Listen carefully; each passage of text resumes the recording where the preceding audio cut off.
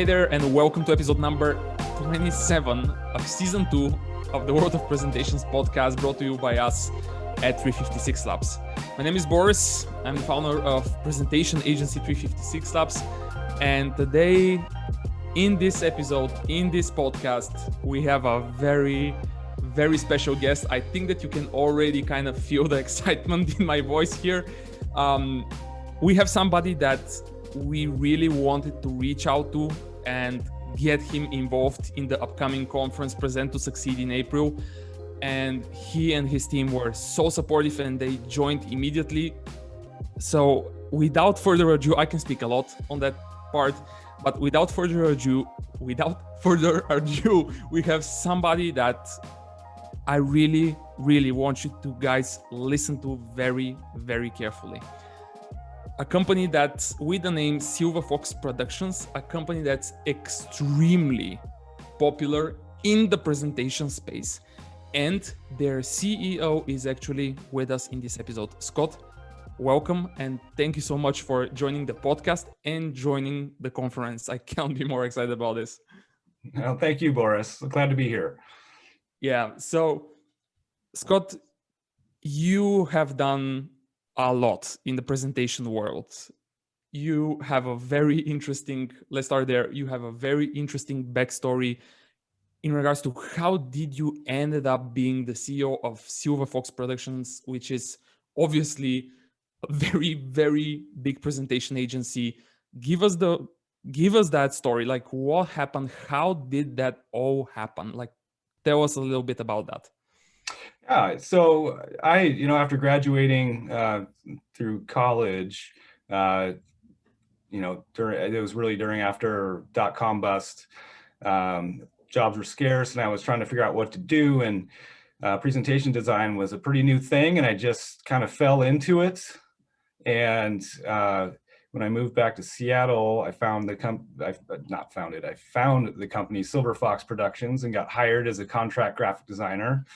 Okay. And after a couple of years there, I found myself really getting drawn into the customer side of things, building the customer relationship. And I really enjoyed the content, learning from the content of the speakers, not just designing the presentations, but studying what they were talking about. And through that fascination, talking to the owner at that time, I was like, can I dig deeper in this here? I love working with clients. Let me give it a shot. Let me see what I can do. Yeah. And he said yes. So, years and years, just developing these relationships and getting new clients.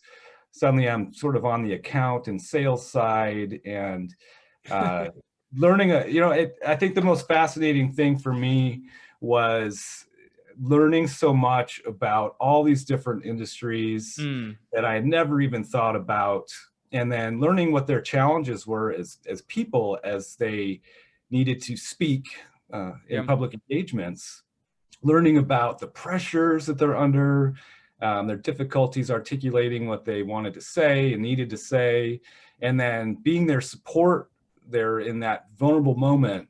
I mean, it really creates a connection and a bond with those speakers. And I just found that fascinating. And I just want to do it more and more. And through all that, I learned quite a bit about not only our business and how to operate it, but how other people, especially at the executive levels, having access to executives in the C-suite, seeing how they operated their businesses. And the things that they worried about and the successes that they would also have, and give me a lot of knowledge. It was kind of like getting an MBA for my desk, which is great. And eventually, it was time for the owner to retire. So I was like, and it was sort of always the plan that we had was I would somehow purchase the business and become the owner. And that's what happened about 5 years ago. And now I find myself in the spot I never thought I'd be, which is pretty thrilling. So you're going from a contract designer to running the business is pretty humbling. So, that is for sure. That is for sure a journey, I can say. And the fact that you said that you have this access to all those people and everyone who is listening to this one afterwards, probably you are at home, maybe nowadays, during the corona crisis, because we're recording this in December. Probably you're at home or probably you're on the go, but after you kind of go back or just open a browser and take a look at Silver Fox Productions website and take a look at who they're working with, which are the customers of that organization, because you may end up being very, very surprised that those are some of the largest, most important technical companies, IT organizations in the world. Without naming names, they're on the website. So you're constantly involved in those presentations, constantly working with so many organizations of those sizes and having this incredible access to some of the brightest minds, right? I mean, these are the brightest minds in the industry, some of the top executives on the planet. Like, what do you see them struggling with? Like, what are the top problems that you would point to and say, hey, even those people do that even those people get this wrong, right? Or even they don't spend enough time on, I don't know, rehearsing, or like, what are you seeing that's happening there? Do you mean like currently or in the last few years, let's say? Like, okay. Yeah. Really, especially at the executive level, there is, when you have a live event, there's so many demands on their time. And even before the event, there's a lot of demands on their time. So they struggle focusing on that event that's coming up.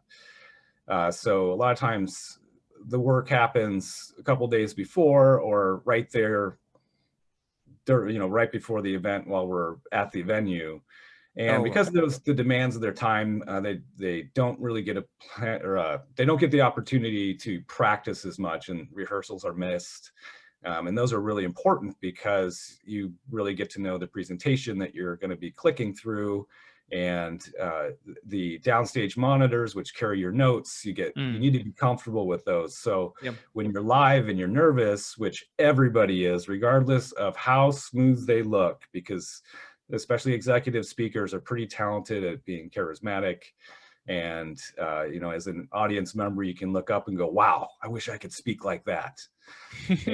But backstage, they're pretty nervous. I think in 99% of the cases, there's a lot of self-doubt, a lot of nerves backstage. And then they walk out and they kick into a different gear. And as long as they've rehearsed, you're going to not have the technical errors that would trip you up, which when that happens, even the best speakers can get really thrown off their game. But with rehearsals, making time for that, you get really comfortable up there so that you can just be yourself and your authentic self without any sort of distractions from any sort of technology support that you have in place. So you say that for some of those product keynotes that the whole world sees, and for some of those that are being also streamed and recorded forever nowadays, especially, right, in the last few years, those executives sometimes don't even have the time to rehearse properly. Oh, absolutely. Yeah. On site, Wow. There are all kinds of things going. There's a lot of meetings that they need to do. There's client meetings, there's meetings with press. There's just a lot of sort of PR grin and grip sort of things that they need to do. And it's exhausting. I'm always amazed at how much energy that they're able to sustain over the course of multiple days, because I'm exhausted just supporting the presentation, but they're supporting so much else. It's not just the talk for them. It is being working your way around the venue and meeting all the people and shaking hands. And like I said, lots of meetings that I don't even know about. It's like, oh, I just came from a press event that I was being interviewed, for what I think our stock is going to do, or whatever quarterly. So it's completely off topic of what their focus is going to be on the keynote. Say it's a product launch keynote or something more visionary for the company. Their mind 5 minutes ago was in a meeting with the press talking about something totally different. So I'm amazed that they can keep that energy up and switch focus so fast. And it's just a necessity that they have if you're going to be in that executive leadership position.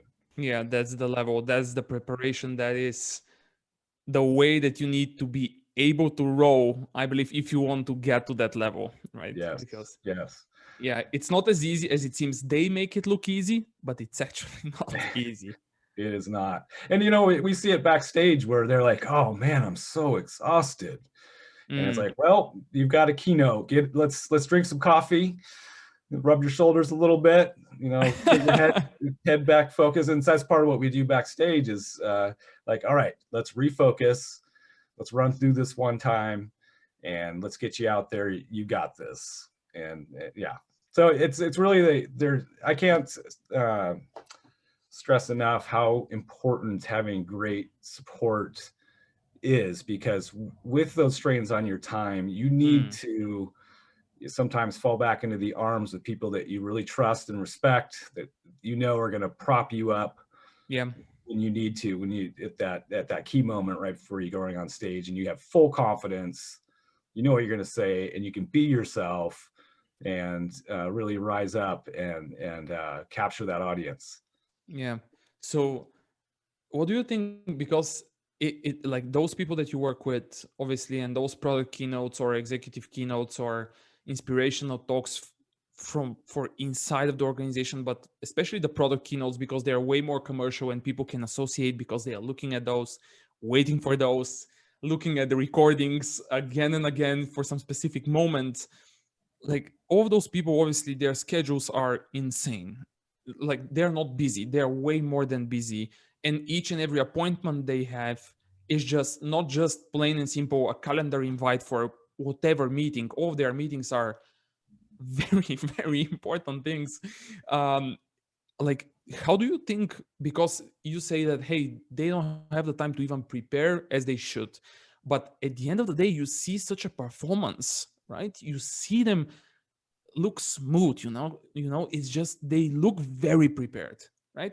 How do Yes. you think they end up being so good when they hit the stage? Like what is going on in the years behind that, before that, Mhm. that at the end of the day they can go on stage, the whole world is watching, and just like it, they make it look effortless. Yeah, you know, it's practice, practice, practice. Mm, And something that is really important is to really assess at the beginning of a project where a speaker is, where their skill set is, where their comfort level is. And one story is um, a woman who was recently promoted into a leadership position. mm, And with that leadership position this was actually product launch. It had to be on stage and deliver a compelling product launch. mm, Product launches have to be confidence building, you know, full faith in what that product's going to be, and build a lot of momentum for that product to succeed. yeah.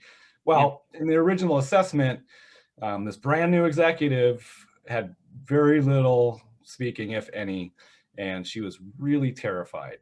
And Mm, so, luckily, the company had supplied all kinds of great support for all the executives. So she had, you know, speaker coach, a writer, a great stage manager. We were in there as well, and just out of necessity, she really just embraced. I think it's, you know, out of fear. It's like help, SOS, taking advantage of all those people that were experts at what she needed to do, mm, and assessing in the beginning. Okay, here's a really new speaker, and she, in the next steps in her career to help her succeed, she's going to have to get to at that high leadership level, yeah. very comfortable, very authentic, very articulate. However, for this engagement, for the length of time that we're able to spend, we believe we can get her to the first step. Mm, And it's not like you say, all right, you're thrust into this, you're going to be perfect. You're going to get out there and be one of the best. yeah. That's unrealistic. It's way too much pressure. It's going to be like, Mm, okay, we're going to accomplish this. This equals success. And we want you to get up there. We want you to do it. We want you to realize that it's not as scary as it looks. We want to practice a ton. And she did practice. She did like 5 rehearsals, which was great. And that we could really iron out a lot of the mysteries of being out there and get her to a point where she could really focus on her narrative and what she needed to say, and just go through it, not get through it, go through it, get to that level, so that the next time we work together, we start from there, and we move to the next level.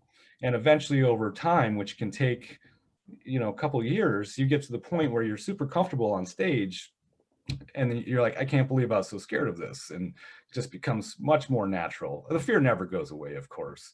But a lot of the mysteries, you realize, there's nothing to them. You just need practice. Just need to get out there and do it. And you know what? If you want to excel to that upper executive level, this is what you have to do. You can't hide from it, and you can't pretend it's not happening. This is an opportunity for success, and if you shy away from it, well, you're not going to have that kind of success. Yeah, it's just what it is. However, an interesting, when you said that it's all about the rehearsal, she went 5 times through it. I remember when we were working with a company here on our market, which was about to list and kind of go public. And they became afterwards the second biggest IPO in the history of our country, which just compare the markets now. So the second biggest IPO in our country is 42 million euro. Compare the markets with compare the markets with the US market. So now, for example, you have somebody who buys Salesforce buying Slack for what, 27 billion or whatever. Yeah, let's say. Anyway, but I remember, and that was kind of related to the question that I want to ask. Do you see those top executives, when you're working with them, no matter of their experience or expertise or whatever, like, do you see when you are working with them, do you see that they really listen to you and they really appreciate all of the feedback, all of the advices, and they're willing to take that feedback and really do something with it? Like, have you been in the position where those people say, I'm this guy or that gal, I don't care about what you guys are saying, I'll do my thing? We've experienced the complete spectrum of that. On one end, I know everything and I'm not going to listen to you guys. I've got this on my own. And typically they have the people around them, which are the people that always say yes to them, say, yeah, you got this. And I've seen some great disasters form that way. And a lot of times they don't even see the disaster, because when they come off stage, those same people are saying, oh, you killed it, man. And I'm sitting back there going, that was not good at all. And that you look at the audience and you see them going, what was that? But the speaker believes that they did a really great job. And I think that's just a missed opportunity.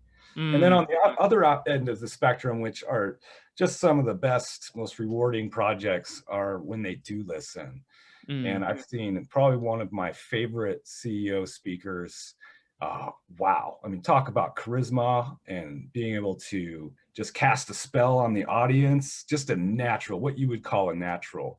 Backstage, the person was completely relying on everybody else and always asking questions. What can I do better? What am I doing wrong? I mean, what isn't this story good? And asking the experts for their advice, and then listening and adapting to that advice, and then going out and just being themselves and adding their own personal flavor to it. And it's really fun to see backstage. I wouldn't call this person having self-doubt. They're just wide open to learning and advancing their skill when they already look on stage like they are the best of the best, but they're always asking. And afterwards they're like, what can I do better next time? They're not giving high fives and things like that. They're always seeking to do better. Yeah, I think that was when we did this project.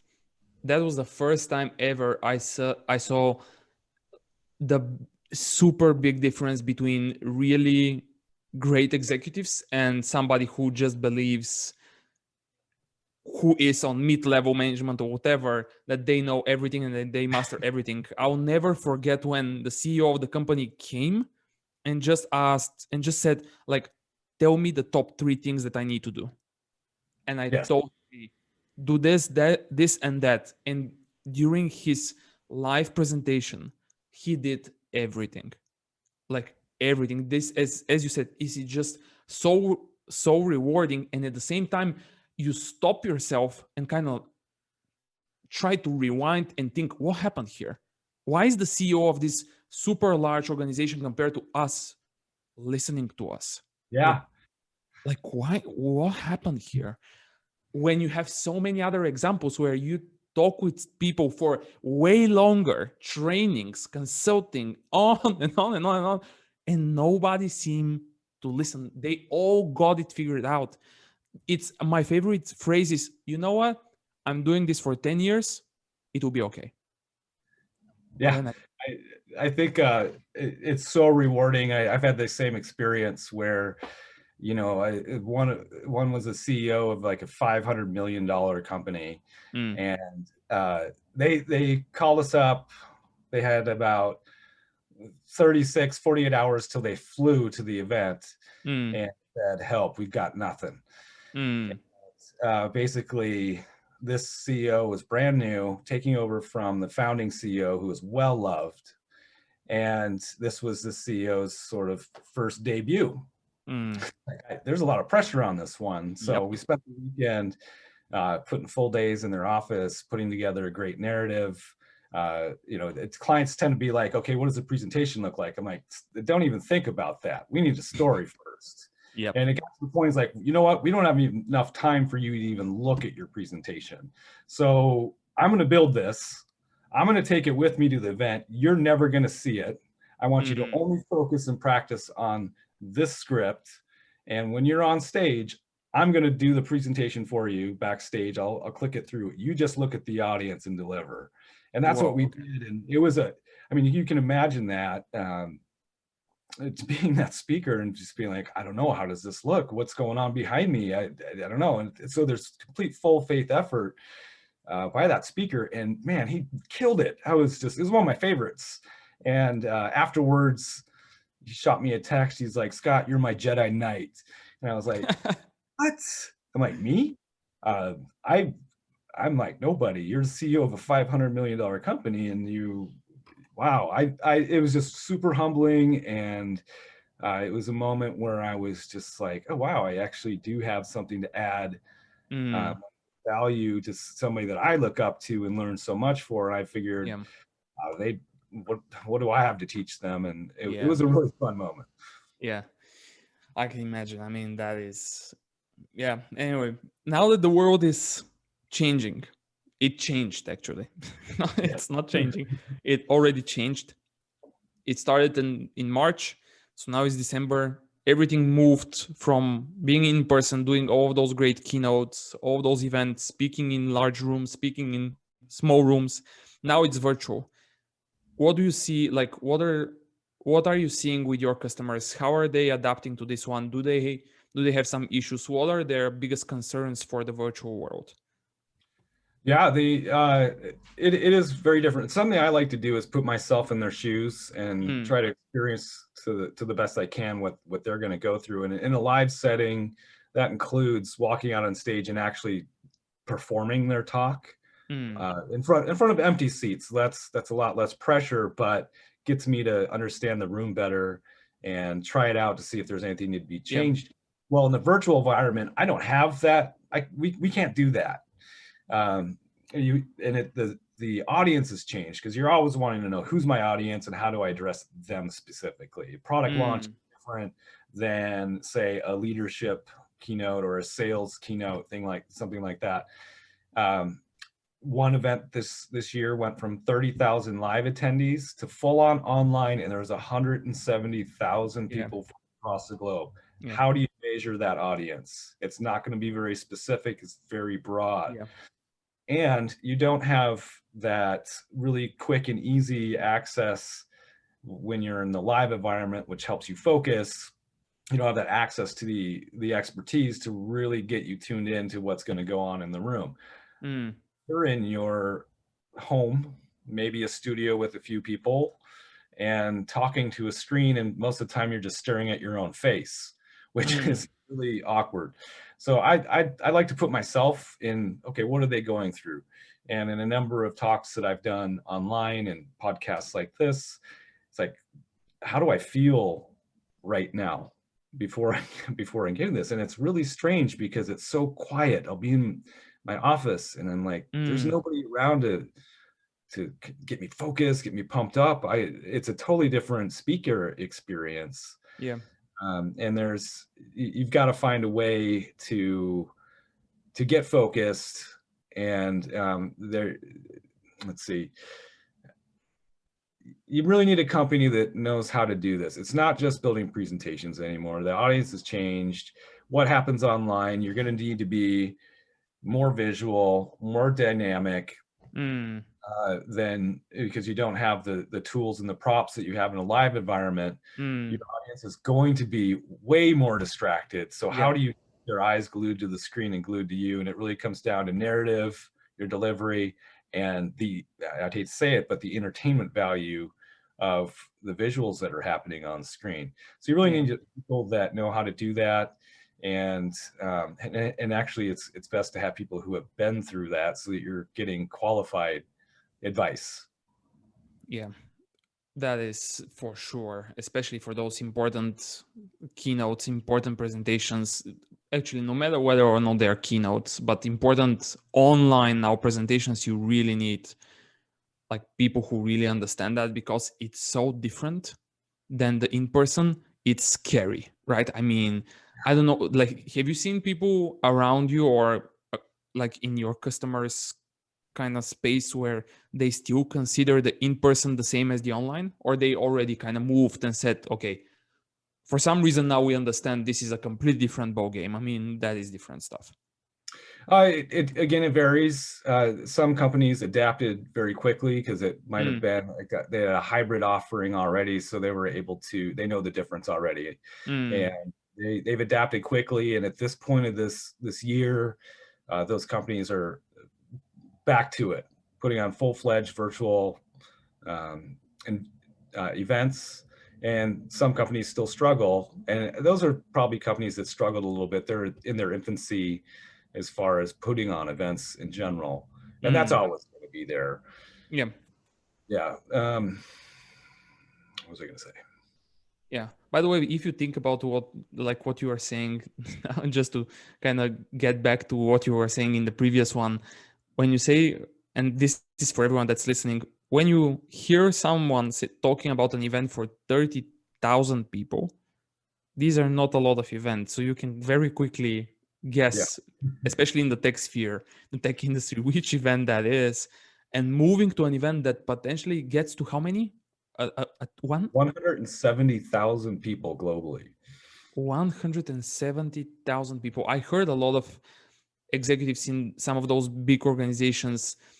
Not that I talked to them in this case. I heard the rumors more or less that nowadays, when they saw the potential of virtual and the reach of virtual, they are like, virtual will be part of the game now. It's not going back for sure. From here on, maybe hybrid, but not only in person. Like, virtual has some incredible benefits for sure. Absolutely. I mean, what I think is going to happen. There's all kinds of different scenarios, but I think at the top level, some of the best, biggest companies, what they're taking away from this is you can have the live event, say it's in Atlanta, and you'll have those 30,000 people, and those have enormous value. That in-person setting is of huge value. But around the globe, you can set up microsatellite events that go on simultaneously, where people gather in a live setting to watch the event. And that was happening before this. It was really starting to happen. So, I mean, first of all, you don't have to fly so many people all the way to Atlanta, say Singapore, put them up in the hotels, have all that cost and it's time investment, when they can actually have a live experience from where they're at and participate in the actual event. And it's more focused. You design that event that's more focused to their region versus bringing them all the way to Atlanta, which is focused on, say, the North America region, when it used to be, whether it's APAC or EMEA. Yeah. It's actually better. It's a great format, and you have that reach. And if you're going to invest in, you're putting down millions of dollars to invest in your event, the larger the reach, the more return on investment that you're going to get by embracing these really low costing hybrid solutions. Yeah. And those companies are truly investing millions and millions of dollars in those events. And I, for some of those events that you are speaking about, have heard people being shocked because I spoke at one of those a few times. But I heard so many times people asking themselves, wait a minute, wait. They're paying you to go and fly there and sleep in any hotel that you like, and you are going to deliver 2 20-minute sessions out of 1,500? Like, how is that even cost effective for them? And I'm like, do you guys know how many sponsors those guys have? Like, do you know how many tickets they sell? Do you know how much an expo booth costs? Like, when I saw for one of those events, correct me if I'm wrong, but when I saw for one of those events the amount of money that you had to pay to have the smallest possible table, not a booth, table on like the most further and most inaccessible place in the expo area, it was in the tens of thousands. Yeah. Like, I was, what? And we then went to friends of ours who had, we called it medium-sized booth, medium-sized, not Adobe style, not like those insane booths which some of the largest organizations buy or purchase. And we asked them, hey, like, how much money did that one cost? Like, for you, if it's not a secret, of course. Yeah. And the amount of money they said was staggering. It was mind-blowing. It was very close to $1 million just for one booth. I was like, what the hell is going on in here? And then you make the calculation and then you're like, oh, okay, now I understand how they make money out of this. I mean, it's not a problem to pay their speakers at all.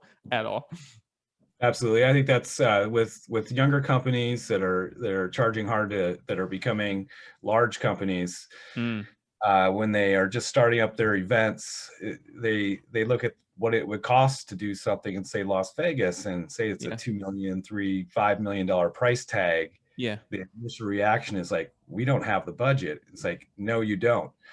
Here's how this works. Ticket sales will make up 10% of that. Yeah. But 90% is the trade show you're going to do. Well, we're not going to do a trade show. It's like, yes, you are. Yes, you are. It's going to be all your sponsors, and this is how you pay for it. You might come out, I mean, your goal is to just pay for it. It might be net neutral on any sort of revenue you might make. That's not the point, but it will pay for it. And also, like, you don't have budget now, but there's your budget over there. Yeah. And you'll get, like you said, $1 million trade show booth. And at say like RSNA, wow, if you've ever been there, those are $1 million booths, and you've got 20 of them, and then 100 smaller booths, and then another 100 smaller booths. Yeah. Well, I don't know what that event costs, but 20 million, I don't know. You've paid for it. It's a money maker. It's like the amount of money that goes through those events is just, I really want to see the Excel spreadsheet with the summarized data behind it, because I can imagine how much data is in there, but kind of the summarized tickets, that amount, sponsorships, that amount. The fact that you're, oh, by the way, the first thing people see every single time someone boots up the app for the event, how much does that cost? Like, what is going on? Every single year, one of those events, the app that they have, so that you see the agenda and where you need to move, there is a logo that starts with the app. You see a company's logo. And when you have 30,000 people constantly seeing that, how much does that cost? I mean, wow. Oh, you know how much that costs? The cost to get that done, ranges on, what you're willing to spend. You could spend 15,000 or you could spend 150,000 putting that site up. The more you spend, you're going to get what you pay for, and you need something that's going to handle the volume of users and have a great user. Now, the investment in that, a lot of that turns off the decision makers for the event because we don't have budget for that. Yeah. But what I think you've probably struggled with in your experience, and I know that we have, is that the relationship between your investment and the ROI of what you're doing is so unconnected, because a lot of the ROI shows up in your profits throughout the year. And how do you measure brand recognition?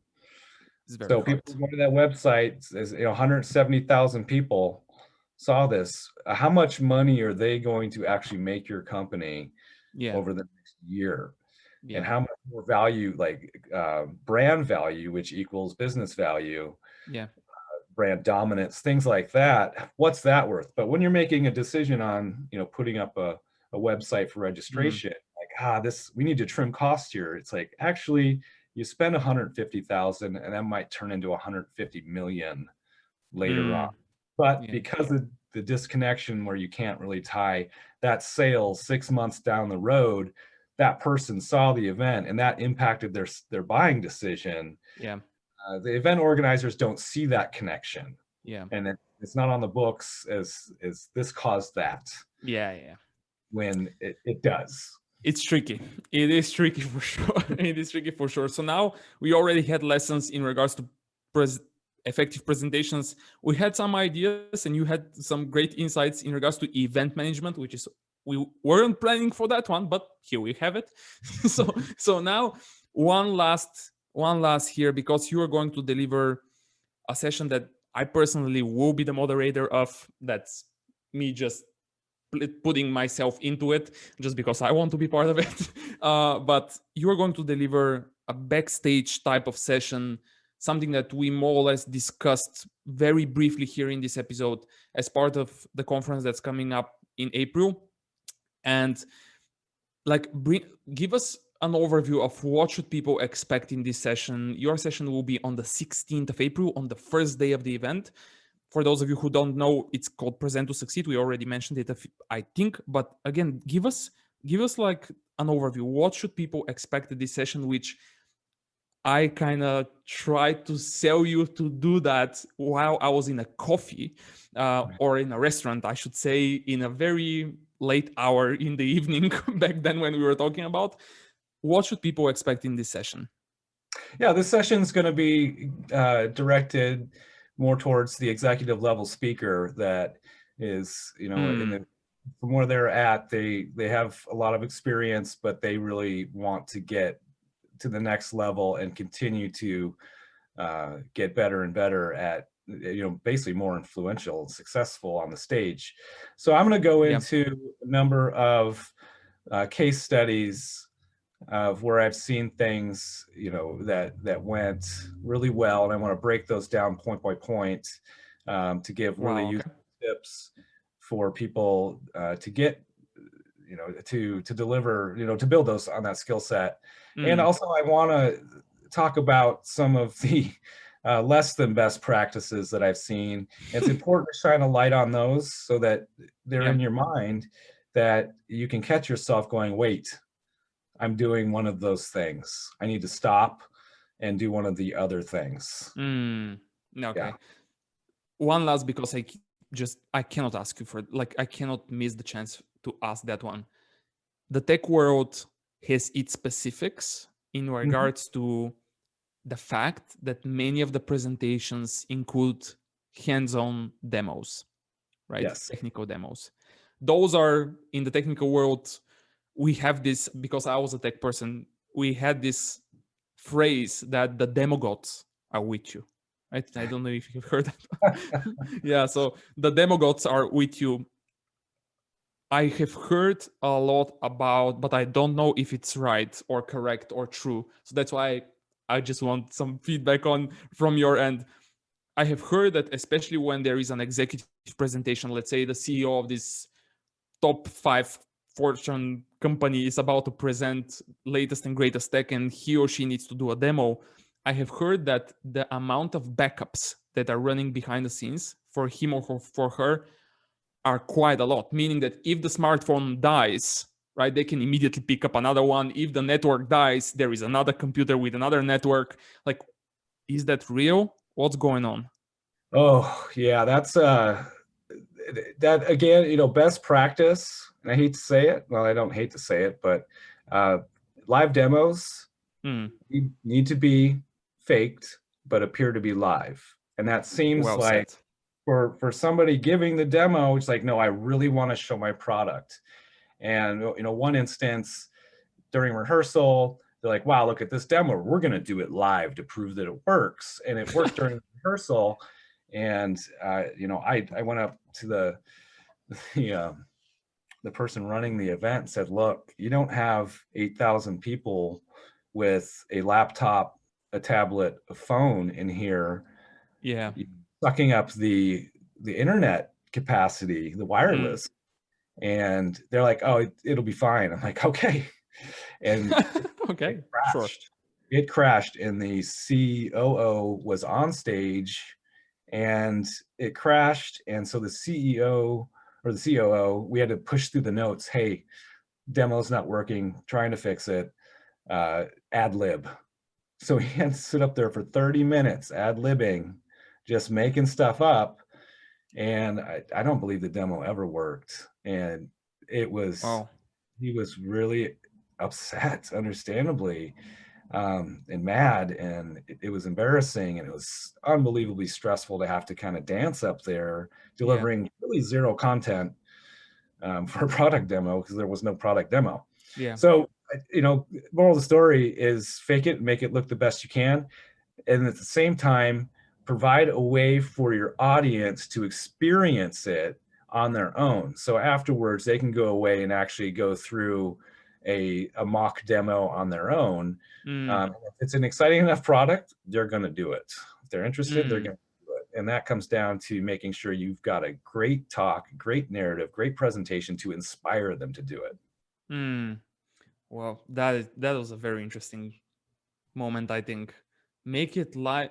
How did you call it? Make it live, fake but live. What was it? How did you call it? It needs to be. I don't want to say fake. That's what we call backstage, because you are faking it. It's really a mock demo that looks like you're doing it for real. Yeah, but it's not. You just need to eliminate. Don't do all the backups, because all of your backups could fail. And then what do you do? Just simplify it. Do a mock demo, do it great, make it look real, and inspire people to have the experience separately on their own. Yeah, I mean, it still takes a lot of knowledge and rehearsals and everything to even make a mock-up demo, but there is so much into making a successful demo if you think about it. It's just, and obviously it will always depend on the product, the company, the audience, of course.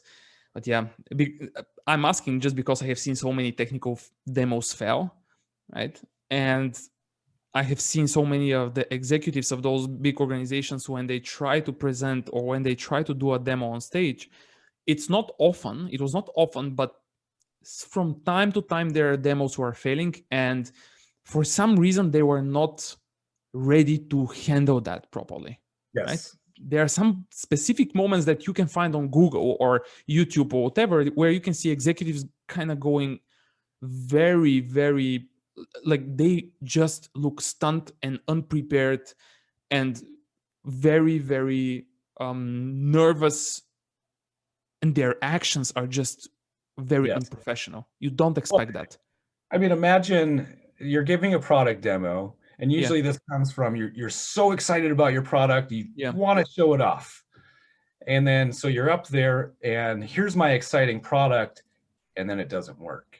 How exciting is that for the audience? Basically, it looks like your product doesn't work because it's not working. And it's not working for certain reasons. It's not related to the product itself, but it looks like you have no product. You have no functioning product. And just don't do it. just don't put yourself in that situation to get basically all of a sudden, like, as you said, they're uncomfortable on stage. It's embarrassing. It's not a good situation. We had one client, huge keynote, big product launch. Here it is, and a blue screen happened. Oh, okay. It was the technology. It was just too much for the tech to take. The backups all failed, and we got a blue screen, and there was nothing could be done about it. Wow. When they could have just done, you could do a video that shows how exciting it is and fun to use it. Yep. That would have been very impactful, but the blue screen, not what you want to see. Then that's bad. And now people will say, yeah, because that's Microsoft. If they were using Apple, I'm like, relax. No. Like, it's not why those things happen. It's always something you don't expect, and the speaker doesn't know.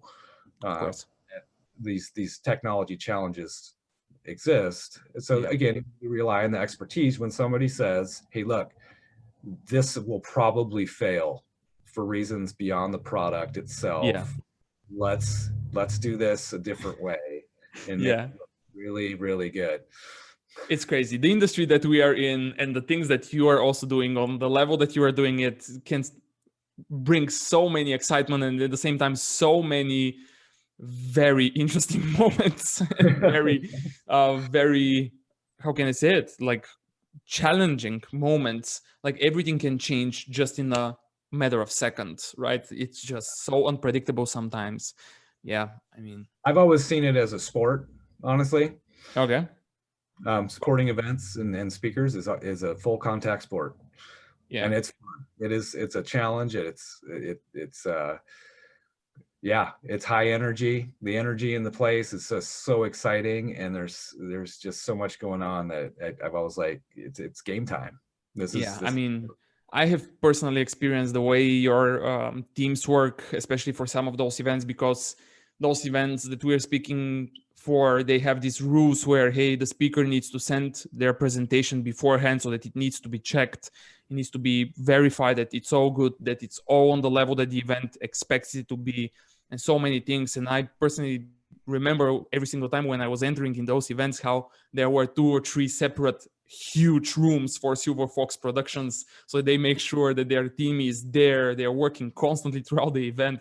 I can only imagine like how many things they are doing, all of the whole team there, how many work they pull off in those just 3, 4, 5 days. Like it should be insane, right? I mean, it probably is nerve-wracking. Again, it varies on their level of willingness to embrace the process. When they do, it's actually a lot of fun. You see a lot of growth happen in the speaker from, an event I went to, day one rehearsals, it was, in pieces, but through every day rehearsing and sitting in that room with a mock stage, by day 3, they're ready to rock and roll. And by the time they got on stage, I sat in the back of the room to watch from the audience. It was just like, wow, they're nailing it. So they went from, being in pieces to just giving a rock star performance in 4 days. It was awesome. Yeah. Silver Fox Productions, the website of your company and the agency, I would call it an agency. I don't know if you call it an agency, but I'll say, silverfoxprod.com, one word. And I believe you are very active. Where can people reach out to you? Like, is it LinkedIn maybe at all? Typically we get people emailing through the website. That's a great way to do it. Okay. I mean, LinkedIn will always see it, but people, we find most of our traffic coming in through the website, through our contact form. So if you want to know more, if you want to find more, if you want to have the chance to reach out to Scott and ask a question, I did it through the website, to be honest. And I tried over LinkedIn.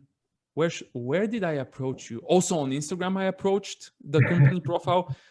I approached every single channel that I knew for, so that we make sure that we get to you. But silverfoxprod.com is the place for everyone who is listening to this one to get and see what Scott and his agency are doing for some of the top brands in the world. We haven't mentioned names because of very specific reasons, But again, I believe that when you hear what Scott is saying, the amount of people that are going to those events will tell you which are those events and who they are working with. Scott, thanks so much for doing this. I mean, this was super nice. It's already an hour, almost an hour that we are speaking and talking. So we are planning for 30-40 minutes. It's now almost an hour. Thanks again for spending this 1 hour with me. And I'm definitely looking forward to the session that you are going to be delivering and that you mentioned just now.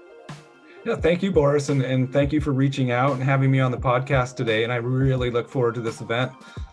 Yeah, perfect. So for everyone who's missed the event, it's called Present to Succeed. It's presenttosucceed.com. You'll find it very, very easily. Scott is going to be part of it. There are a lot of other people that are going to be part of it. It's going to be obviously a very exciting event.